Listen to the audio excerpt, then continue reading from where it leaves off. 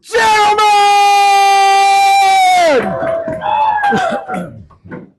Okay, so he's supposed to get drunk till we can't tell the difference between Haman and Mordechai. Like, what's going on over here?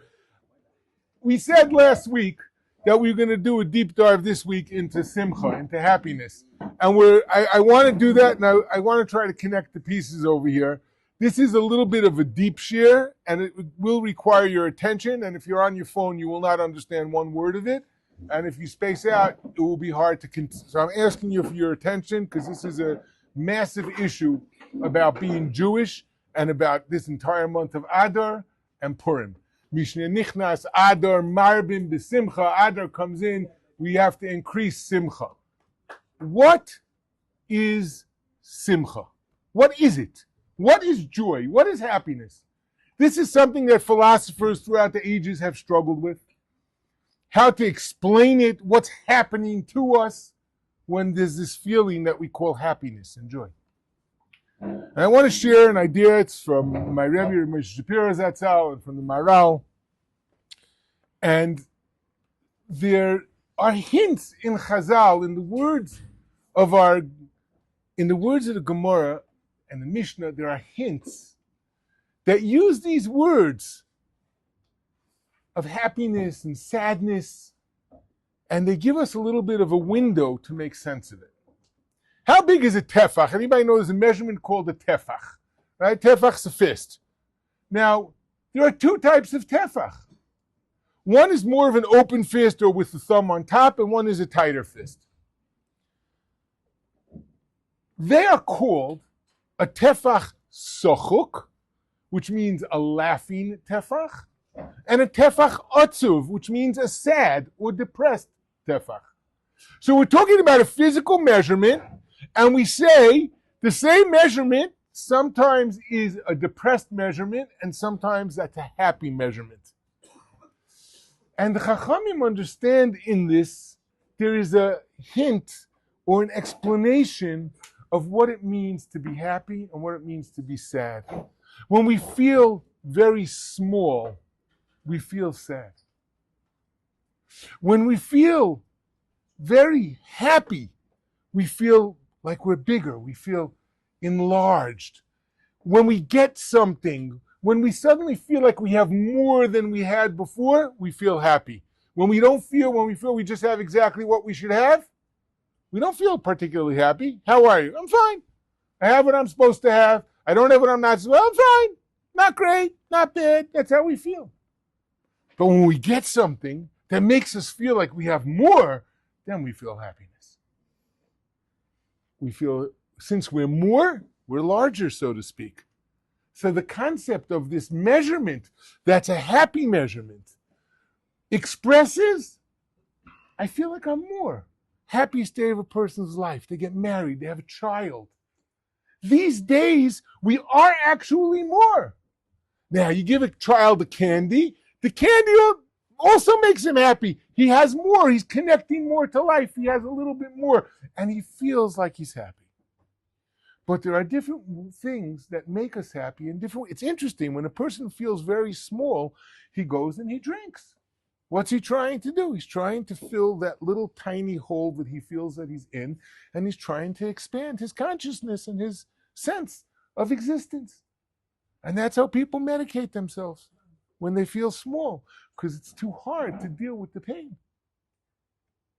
Now, we have this mitzvah to be besimcha, and very uncharacteristically to get drunk, which we're not really allowed to do al pi halacha the rest of the year. And we have a mitzvah to do it. There are times when we even are supposed to drink wine. By a wedding, by a bris, there are certain yontif, Shabbos, we make kiddush on wine. There's a concept that the wine makes us happy. It's a pasuk. Wine makes a person's heart happy. Now, so we have this simcha of Adar, and we have this mitzvah on Purim to get drunk, to drink. Now, just to put it in perspective, there are limitations in how we do it. If it's going to cause us not to do a mitzvah, then we can't do it. If it's going to cause us to damage, we can't do it. If it's going to cause us to make fun of people or hurt people, no, that's not the mitzvah of Purim. That's actually usher. You're not even allowed to drink. So what's happening? What's this drunk supposed to be? There's a fascinating Gemara that says that yayin, everybody knows, nichnas yayin, if wine comes in, what comes out? Yetzei sod. The secrets come out. Wine makes the secrets come out. Intoxication makes the secrets come out. Somehow or another, it has this power that it opens up something that's closed. We have a boundary between our intellect and our physical side. Our mind, on the one hand, is capable of understanding great things, great wisdom, great ideas. On the other hand, we're capable of doing very low and very disgusting things because we have a body that could leave us in the opposite direction. As we've discussed here in the past, we have different parts. The yayin takes away the mask, it takes away the barrier, and it opens up the door between our body and our soul. Very powerful. Yayin equals sod, secret. There's something else interesting about this. We always say that there's two different ways to get drunk. You could get drunk like a Jew. You can get drunk like a guy. Yayin equals 70, the 70 nations of the world. Yayin also equals the 70 people who came down with Yaakov Avinu to Mitzrayim to build the Jewish people. But what yayin does is, it takes away that mask. What is it going to reveal in the person? Is it going to reveal that he's an animal? Because it could. That's how the nations of the world use it. They get drunk. I don't know, 80-something% of all like emergency room visits are a result of alcohol. We know what kind of behavior it could lead to. Everybody's seen it. Everybody's experienced it. We know that it could take a person who's a nice, calm guy and turn him into a raging animal. What's the other side? In other words, is it just my feeling of being large and that's all I have? Or do I actually become more when I take this wine? Does it open up my desire to connect to Hashem? Does it open up my desire to recognize He's here in the world? Does it open up my desire not to be just bound by this physical body and to be controlled by this physical body, but there's more to me than this? I am a servant of Hashem who looks after me in His world. And at certain mitzvahs, He gives us this opportunity and this mitzvah to drink, to connect to this moment. Which part am I connecting with? Sfarim say that Yom Kippurim is the day like Purim. What does that mean? It means that if what we're opening up is our deepest desire to be good, and we can keep drinking till we get to that stage where we can't differentiate about the downfall of Haman, which is a great simcha, and the uplifting of Mordechai, that's a great simcha, or the gematria of the two of them, Ur Haman and Baruch Mordechai, have the same gematria. They're 502. When you can't work out the math anymore, it's time, you fulfill the mitzvah. The Ramah says you could fulfill the mitzvah by just drinking a little more than you would at a regular meal and going to sleep, because then you also don't know the difference between Haman and Mordechai, the downfall of Haman and there's a lot of different ways that the Mefarshim explain to do this. Nobody says to be a drunken idiot. Nobody says to be a damaging, lightheaded, crazy person. If the simcha that it brings up is not the simcha that I'm more than just a bunch of drives, if it's not that simcha, we're not even allowed to drink. The simcha that it's supposed to bring up is that we're opening up our desire to have a relationship with HaKadosh Baruch Hu. And this is the happiness. There's nothing larger than that connection of the body to the soul, because the soul is infinite.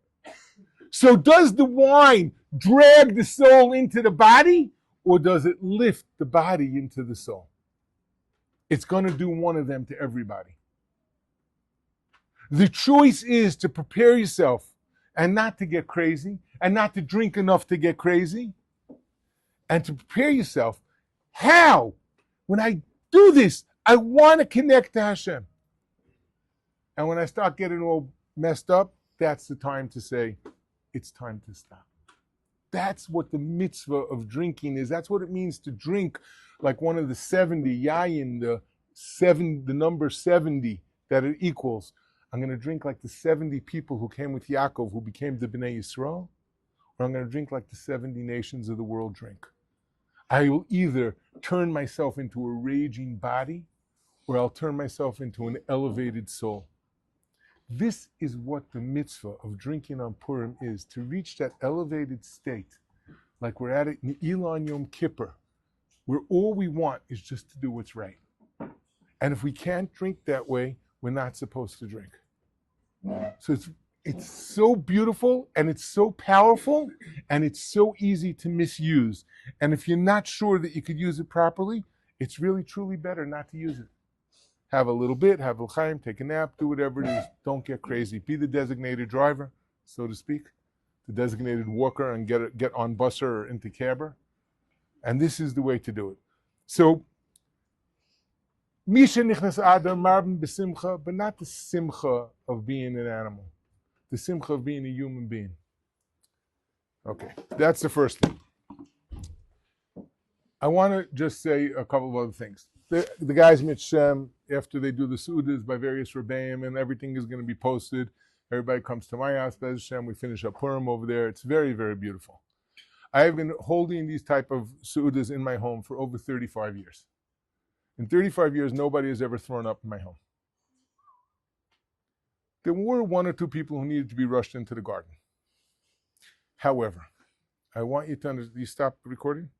Oh,